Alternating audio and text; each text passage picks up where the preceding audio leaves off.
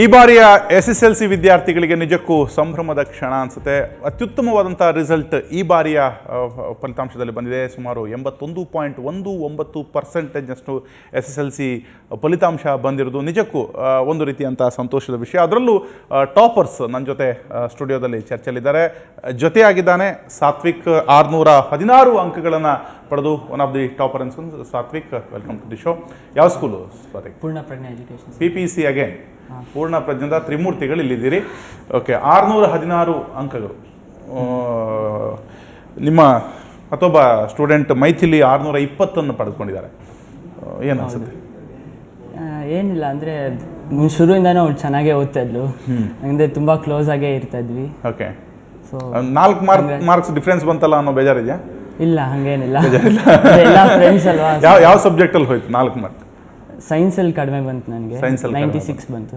Okay, ಮಿಕ್ಕಿದೆಲ್ಲ ಕರೆಕ್ಟಾಗಿ ಬಂತು. But ನಾನು ನಿಮ್ಮ ಬಗ್ಗೆ ನಾನು ತುಂಬ ಹೆಮ್ಮೆ ಪಡುವಂಥ ವಿಷಯ ಅಂದರೆ ಸಾತ್ವಿಕ್ ಚೆಸ್ ಚಾಂಪಿಯನ್, ಚೆಸ್ಸಲ್ಲಿ ಅದ್ಭುತವಾದಂಥ ಆಟಗಾರ. ಈ ವಯಸ್ಸಿಗೆ ಏಕಲವ್ಯ ಅವಾರ್ಡನ್ನು ಕೂಡ ಪಡೆದುಕೊಂಡಂಥ ವ್ಯಕ್ತಿ. ಅಂತಾರಾಷ್ಟ್ರೀಯ ಮಟ್ಟದಲ್ಲಿ ಜೂನಿಯರ್ ವಿಭಾಗದಲ್ಲಿ ಸ್ಪರ್ಧಿಸಿದಾತ. ಭಾರಿ ಖುಷಿ ಆಯಿತು. ಚೆಸ್ ವಿಭಾಗದಲ್ಲಿ ತುಂಬ ಇಂಟ್ರೆಸ್ಟು ಅಂತ. ಚೆಸ್ ಮತ್ತು ಈ ಓದು ಇದನ್ನು ಬ್ಯಾಲೆನ್ಸ್ ಮಾಡಿದೆ ಹೇಗೆ? ಆ್ಯಕ್ಚುಲಿ 10th ಅಂತ ಈ ವರ್ಷಕ್ಕೆ ಸ್ವಲ್ಪ ಚೆಸ್ ಕಡಿಮೆ ಮಾಡಿದ್ದೆ. ಇಲ್ಲಾಂದರೆ ತುಂಬ ಇಂಟ್ರೆಸ್ಟ್ ಇದೆ ನನಗೆ. ಫುಲ್ ನಾನು 3.5 years ಇದ್ದಾಗ ಚೆಸ್ ಶುರು ಮಾಡಿದ್ದೆ. 3.5 ವರ್ಷ ಇದ್ದಾಗ ಚೆಸ್ ಆಡೋಕ್ಕೆ ಶುರು ಮಾಡಿದ್ದೆ. 9th ತನಕ ಫುಲ್ ಕಂಟಿನ್ಯೂಸ್ ಆಗಿ ಎಲ್ಲ ಟೂರ್ನಮೆಂಟ್ಸ್ ಆಡ್ತಾ ಇದ್ದೆ. 10th ಅಂತ ಸ್ವಲ್ಪ ಬಿಟ್ಟಿದ್ದೆ. ಇವಾಗ ಏಕಲವ್ಯ ಅವಾರ್ಡ್ ಬಂದಿದೆ ಯಾವಾಗ? 2007 ಕ್ರೀಡಾ ವಿಭಾಗಕ್ಕೆ ಕೊಡುವ ಕರ್ನಾಟಕದ ಅತ್ಯುನ್ನತ ಪ್ರಶಸ್ತಿ ಏಕಲವ್ಯ. ಸೊ ಇಷ್ಟು ಚಿಕ್ಕ ವಯಸ್ಸಿಗೆ ತಗೊಂಡಾಗ ಡ್ರೀಮ್ ಏನಿತ್ತು? ಅದೇ ಅಂದರೆ ಅವಾಗ ಸಿಕ್ಕಿದಾಗ ಇನ್ನೂ ಎಕ್ಸೆಲ್ ಆಗಬೇಕು ಚೆಸ್ಸಲ್ಲಿ ಅಂದ್ಕೊಂಡಿದ್ದೆ. ಅರ್ಜುನ ಅವಾರ್ಡ್ ಟ್ರೈ ಮಾಡಿ. ಅರ್ಜುನ್ ಅವಾರ್ಡ್ ಮೇಲೆ ಕಂಡಿಟ್ಟಿದ್ದೀರಾ? ಬಟ್ ಈ ಆಟದ ಕಡೆ ಗಮನ ಮತ್ತು ಓದಿನ ಕಡೆ ಗಮನ ಬ್ಯಾಲೆನ್ಸ್ ಕಷ್ಟ ಆಗಲಿಲ್ವಾ? ಮನೆಯಲ್ಲಿ ಚೆಸ್ ಆಡಿದ್ರು ಬೈತಾ ಇದ್ರಾ ಅಥವಾ ಓದದೇ ಇದ್ರು ಬೈತಾ ಇದ್ರಾ? ಇಲ್ಲ, ಮನೇಲಿ ಎರಡಕ್ಕೂ ಸಪೋರ್ಟ್ ಮಾಡ್ತಾಯಿದ್ರು ತುಂಬ. ಅಂದರೆ ನನ್ನ ಪೇರೆಂಟ್ಸ್ ಎಲ್ಲ ಚೆಸ್ಗೂ ತುಂಬ ಸಪೋರ್ಟ್ ಮಾಡ್ತಾಯಿದ್ರು. ಓಕೆ, ಓದೋದಕ್ಕೂ ಎಲ್ಲ ಹೆಲ್ಪ್ ಮಾಡ್ತಾಯಿದ್ರು. ಚೆಸ್ ಎರಡು ಬ್ಯಾಲೆನ್ಸ್ ಮಾಡಿದ್ರಿ ಅಂತ. ಮುಂದೆ ಏನಾಗಬೇಕು ಅಂದ್ಕೊಂಡಿದ್ದೀರಿ ಸರ್? ಮುಂದೆ ಡಾಕ್ಟರ್ ಆಗಬೇಕು ಅಂದ್ಕೊಂಡಿದ್ದೀನಿ. ಡಾಕ್ಟರ್ ಆಗೋಕೆ ಕನಸಿದೆ? ಅಂದರೆ ನಮ್ಮ ಮನೇಲಿ ಎಲ್ಲರೂ ಡಾಕ್ಟರ್ ಆಗಿದ್ದಾರೆ. ನಮ್ಮ ಅಪ್ಪ ನಮ್ಮ ಅಮ್ಮ ಎಲ್ಲರೂ ಡಾಕ್ಟ್ರು, ನಮ್ಮ ಅಣ್ಣನೂ ಡಾಕ್ಟ್ರು. ಓಕೆ, ಸೊ ನಾನು ಆಗಬೇಕು ಅಂದ್ಕೊಂಡಿದ್ದೀನಿ. ಫೈನ್, ನಮ್ಗೆ ಖುಷಿ ಆಗುತ್ತೆ. ಡಾಕ್ಟರ್ ವಿಶ್ವನಾಥನ್ ಆನಂದ್ ಅಂತಿದ್ದಾರೆ, ಅವರಿಗೆ ಗೌರವ ಡಾಕ್ಟರೇಟ್ ಸಿಕ್ಕಿದೆ. ನೀವು ವೃತ್ತಿಯಲ್ಲಿ ಡಾಕ್ಟರ್ ಆಗಬೇಕು ಅಂತ ಆಸೆ ಪಟ್ಟಿದ್ದೀರಿ. Well, congrats. 616 ಮಾರ್ಕ್ಗಳು ನಿಜಕ್ಕೂ ಖುಷಿ ಕೊಡುವಂಥ ವಿಷಯ. ನಾನು ಮತ್ತೆ ನಿಮ್ಮನ್ನು ಮಾತಾಡ್ಸೋದಾದರೆ ಮೈಥಿಲಿ, ನಾನಾಗಲೇ ಒಂದು ಮಾತನ್ನು ಹೇಳಿದೆ. ವೃತ್ತಿ ಬದುಕಿನಲ್ಲಿ ನೀವು ಒಂದೊಂದು ವಿಭಾಗವನ್ನು ಆರಿಸ್ಕೊಳ್ಳೋದು ಬೇರೆ. ಆದರೆ ಈ ದೇಶದ ಕೆಲವು ಸಮಸ್ಯೆಗಳ ಬಗ್ಗೆ ನಾನು ಸ್ಪಂದಿಸಬೇಕು ಅಂತ ಆ ವಿಷಯಕ್ಕೆ ಬಂದರೆ ಏನು ಮಾಡಿ ಈ ದೇಶದ ಯಾವ ಸಮಸ್ಯೆ ನಿಮ್ಮನ್ನು ತುಂಬ ಗಾಢವಾಗಿ ಕಾಡಿರೋದು? ಫಸ್ಟ್ ಅಂದರೆ ಲೇಬರ್ ರೆಸ್ಪೆಕ್ಟ್ ಇಲ್ಲ ನಮ್ಮ ಕಂಟ್ರಿನಲ್ಲಿ. ಅಂದರೆ ತುಂಬ ಒಂದು ಪ್ರೊಫೆಷನಿಗೆ ಇನ್ನೊಂದು ಪ್ರೊಫೆಷನಿಗೆ ತುಂಬ ಡಿಫ್ರೆನ್ಷಿಯೇಟ್ ಮಾಡ್ತಾರೆ. ಈಗ ನೀವು ಎಗ್ರಿಕಲ್ಚರ್ ಮಾಡಬೇಕು ಅಂದರೆ ಈಗ ಸಿಟಿನಲ್ಲಿದ್ದರೆ ಅಯ್ಯೋ ಎಗ್ರಿಕಲ್ಚರ್ ಅಂತ ಹೇಳ್ತಾರೆ. ಸೊ ಒಂದು ಪ್ರೊಫೆಷನಿಗೆ ಸಿಗಬೇಕಾಗಿರೋ ರೆಸ್ಪೆಕ್ಟ್ ಸಿಗ್ತಾ ಇಲ್ಲ. ಮತ್ತು ತುಂಬ ಜೆಂಡರ್ ಡಿಸ್ಕ್ರಿಮಿನೇಷನ್ ಈಗ ಸಿಟೀಸಲ್ಲಿ ಕಡಿಮೆ ಆದರೂ ಇನ್ನೂ ರೂರಲ್ ಏರಿಯಾಸಲ್ಲಿ ತುಂಬ ಇದೆ. ಬಿಕಾಸ್ ಆಫ್ ಪಾವರ್ಟಿ ಮತ್ತು ಪಾಪ್ಯುಲೇಷನ್ ಬಗ್ಗೆ ಒಂಚೂರು ಅಂದರೆ ಏನು ನಾಲೆಡ್ಜ್ ಇಲ್ಲದೆ ಪಾಪ್ಯುಲೇಷನ್ ಎಕ್ಸ್ಪ್ಲೋಷನ್ ತುಂಬ ಆಗ್ತಾ ಇದೆ. ಅದ್ರ ಬಗ್ಗೆ ರೂರಲ್ ವಿಭಾಗದಲ್ಲಿ ಜನಸಂಖ್ಯೆಯ ಬಗ್ಗೆ ಒಂದು ಜಾಗೃತಿಯನ್ನು ಮೂಡಿಸಬೇಕು. ಅದಕ್ಕಿಂತ ಮುಖ್ಯವಾಗಿ ನೀವು ಹೇಳಿದಂಥ ಮಾತು ಗಮನ ಸೆಳೆದಿದ್ದು ವೃತ್ತಿಯಲ್ಲಿರುವಂಥ ತಾರತಮ್ಯ ಅಂತ. ನಾವು ಔಟ್ ಆಫ್ ದ ಕಂಟ್ರಿಯಲ್ಲಿ ನಾವು ನೋಡೋದಾದರೆ ವೈಟ್ ಕಾಲರ್ಸ್ಗೆ ತುಂಬ ಸ್ಯಾಲ್ರಿ ಕಡಿಮೆ. ಅಲ್ಲಿ ಯಾರು ಅಗ್ರಿಕಲ್ಚರು, ಭೂಮಿ ಕೆಲಸ ಅಥವಾ ತುಂಬ ಹಾರ್ಡ್ ವರ್ಕ್ ಮಾಡೋನಿಗೆ ಸಂಬಳ ಜಾಸ್ತಿ ಇರುತ್ತೆ. ಆದರೆ ಭಾರತದಲ್ಲಿ ಅದು ಉಲ್ಟಾ ಆಗಿದೆ. ಮತ್ತು ಆತನಿಗೆ ಆ ವೃತ್ತಿಯ ಬಗ್ಗೆ ಗೌರವನೇ ಇಲ್ಲದಿದ್ದ ಹಾಗೆ ನಾವೇ ಒಂದು ವಾತಾವರಣ ಸೃಷ್ಟಿ ಮಾಡಿಸಿ ಅದನ್ನು ಹೋಗಲಾಡಿಸ್ಬೇಕು ಅಂತ. Very nice, very nice. ಆ ಪಾಯಿಂಟನ್ನು ಇಟ್ಕೊಂಡು ಈ ಪೊಲಿಟಿಕಲ್ ಪಾರ್ಟೀಸ್ ತುಂಬ ಆಟ ಆಡ್ತಾ ಇದ್ದಾರೆ. ಅಂದರೆ ಅವರನ್ನು ತುಂಬ ಎಕ್ಸ್ಪ್ಲಾಯ್ಟ್ ಮಾಡ್ತಾ ಇದ್ದಾರೆ. ಅದಕ್ಕೆ ಅದನ್ನು ಫಸ್ಟ್ ಆ ಲೇಬರ್ ರೆಸ್ಪೆಕ್ಟ್ ಅಂದರೆ ಪೊಲಿಟಿಷಿಯನ್ಸಿಗೆ ತುಂಬ ರೆಸ್ಪೆಕ್ಟ್ ಕಡಿಮೆ ಆಗ್ತಾ ಇದೆ. ಸೊ ಎಲ್ಲ ಕ್ಷೇತ್ರದಲ್ಲೂ ಎಲ್ಲರಿಗೂ ರೆಸ್ಪೆಕ್ಟ್ ಸಿಗಬೇಕು. ಓಕೆ, ಎಲ್ಲರಿಗೂ ಸಮಾನವಾದಂಥ ಗೌರವ ಸಿಗಬೇಕು ಅನ್ನೋದು ಮೈಥಿಲಿಯ ಕನಸು.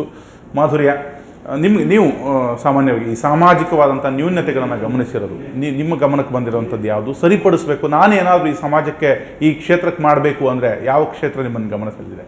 ಈಗ ತುಂಬ ಆದರೆ ಗ್ರಾಮೀಣ ವಿಭಾಗದಲ್ಲಿ ಅಂದರೆ ಇಲಿಟ್ರಸಿ ತುಂಬಾ ಕಾಡ್ತಾ ಇದೆ. ಅಂದರೆ ಅವ್ರಿಗೆ ಶಿಕ್ಷಣ ಸಿಕ್ಕಿದ್ರು ಕ್ವಾಲಿಟಿ ಎಜುಕೇಷನ್ ಸಿಗ್ತಾ ಇಲ್ಲ ಅವರಿಗೆ.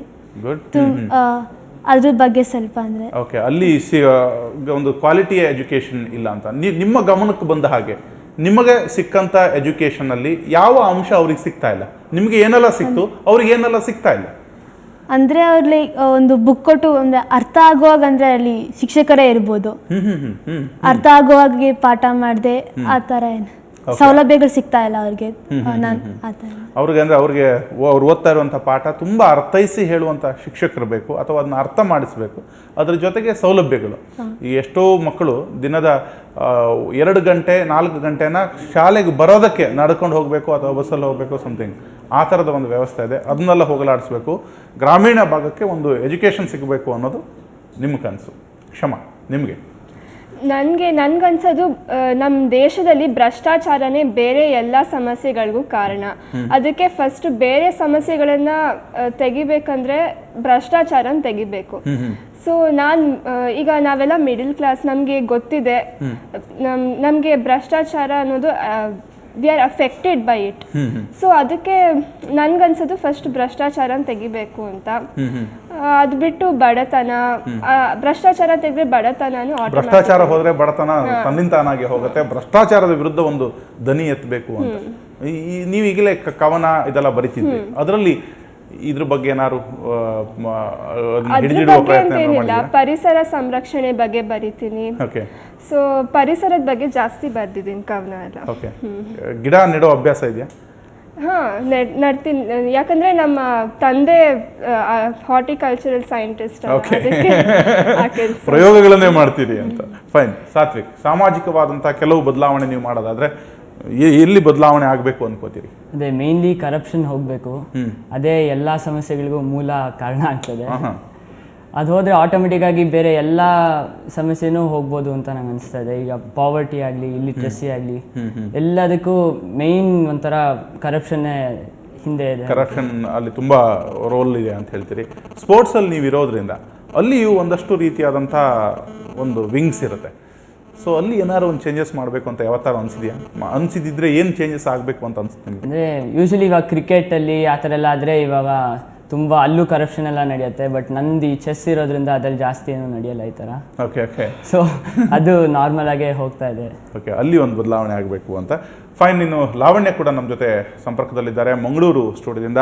ಲಾವಣ್ಯ, ನಾನು ಇತರ ವಿದ್ಯಾರ್ಥಿಗಳಿಗೆ ಕೇಳ್ತಾ ಇದ್ದೆ, ಸಾಮಾಜಿಕವಾಗಿ ಒಂದು ಬದಲಾವಣೆ ತರಬೇಕು ಅಂತ ಅನ್ಸಿದ್ರೆ ಯಾವ ಸಮಸ್ಯೆ ತುಂಬ ಗಾಢವಾಗಿ ಕಾಡ್ತಾ ಇದೆ? ನೀವು ಗ್ರಾಮೀಣ ಭಾಗದಲ್ಲಿರುವವರಿಂದ ನಿಮ್ಮ ಸುತ್ತಲೂ ಏನು ಸಮಸ್ಯೆ ಇದೆ, ಯಾವ ಸಮಸ್ಯೆನ ನೀವು ಬಗೆಹರಿಸುವ ಒಂದು ಸಣ್ಣ ಪ್ರಯತ್ನವನ್ನು ಮಾಡ್ತೀನಿ ಅಂತ ಸಂಕಲ್ಪ ಪಟ್ಟಿದ್ದೀರಿ ಅಂತ?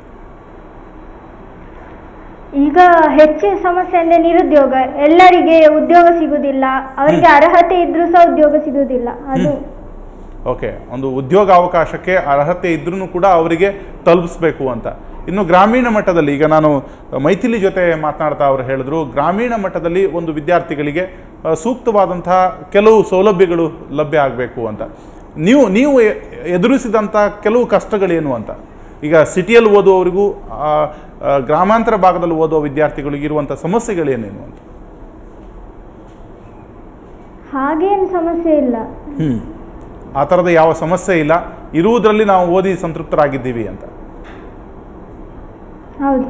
ಓಕೆ ಲಾವಣ್ಯ, ಈಗಾಗಲೇ ನಾನು ನಿಮ್ಮನ್ನು ಕೇಳಿದೆ ಮುಂದೆ ನಿಮ್ಮ ಕನಸು ಏನು ಅಂತ. ನೀವು ಅದ್ರ ಬಗ್ಗೆ ಕೂಡ ಹೇಳಿದ್ದೀರಿ. ಅದಕ್ಕೆ ಪ್ರಿಪ್ರೇಷನ್ ಏನಾದ್ರು ಮಾಡ್ಕೊಂಡಿದ್ದೀರಾ? ನೀವು ಮುಂದೆ ಏನಾಗ ಈಗ ಬ್ಯಾಂಕ್ನಲ್ಲಿ ಒಂದು ಉದ್ಯೋಗ ಮಾಡಬೇಕು ಅಂತ ನಿಮ್ಮ ಆಸೆ, ಯಾಕೆ ಆ ಆಸೆ ಬಂತು ನಿಮಗೆ ಅಂತ? ನನಗೆ ಒಳ್ಳೆ ಕೆಲಸ ಮಾಡಬೇಕು ಅಂತ ಆಸೆ ಉಂಟು.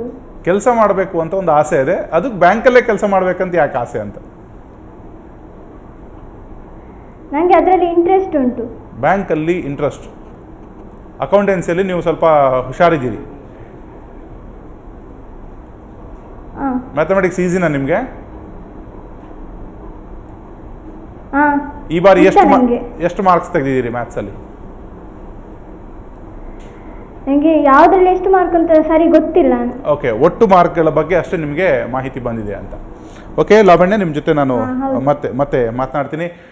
ಇವೆಲ್ಲ ಟಾಪರ್ಸ್, ಈಗಾಗಲೇ ಶೈಕ್ಷಣಿಕ ಹಂತದ ಒಂದು ಪ್ರಮುಖ ಘಟ್ಟದಲ್ಲಿ ಸಾಧಿಸಿ ತಮ್ಮ ಬದುಕಿನ ಭವಿಷ್ಯದತ್ತ ಕಣ್ಣನ್ನು ಹೊರಳಿಸುವವರು. ಅವರಿಗೂ ಕೂಡ ಈ ಸಾಮಾಜಿಕವಾದಂಥ ಕೆಲವು ಸಮಸ್ಯೆಗಳು ಕಾಡಿದೆ ಮತ್ತು ಅದನ್ನು ಪರಿಹರಿಸಬೇಕೆನ್ನುವಂಥ ಕಾಳಜಿ ಕೂಡ ಇದೆ. ಅಂಥದ್ರಲ್ಲಿ ಅವರ ಕನಸುಗಳ ಬಗ್ಗೆ, ಅವರ ಈ ಸಾಧನೆಯ ಹಾದಿಯ ಬಗ್ಗೆ ಮಾತಾಡೋಣ ಒಂದು ಪುಟ್ಟ ಬ್ರೇಕ್ನ ನಂತರ.